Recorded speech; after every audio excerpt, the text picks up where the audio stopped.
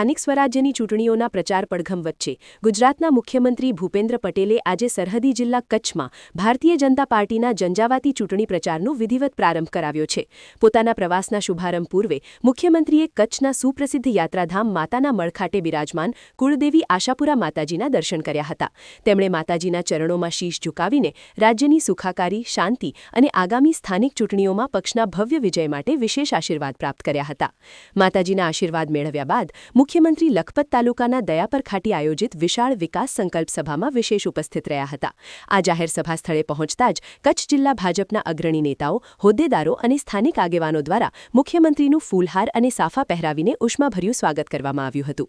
આ સભામાં વિશાળ જન્મેદિનીને સંબોધતા તેમણે સરકારના વિકાસ કાર્યો, છેવાડાના માનવી સુધી પહોંચેલી કલ્યાણકારી યોજનાઓ અને સરકારની સિદ્ધિઓને લોકો સમક્ષ રજૂ કરી સ્થાનિક ચૂંટણીઓમાં ભાજપના તમામ ઉમેદવારોને જંગી બહુમતીથી વિજયી બનાવવા આહવાન કર્યું હતું.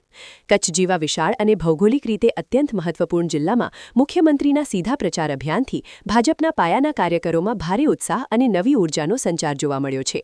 સ્થાનિક સ્વરાજ્યની આ ચૂંટણીઓને સંગઠનાત્મક રીતે ખૂબ જ નિર્ણાયક માનવામાં આવી રહી છે. ત્યારે મુખ્યમંત્રીની આ કચ્છ મુલાકાતે પક્ષના પ્રચાર તંત્રને વધુ ગતિશીલ અને આક્રમક બનાવ્યું છે.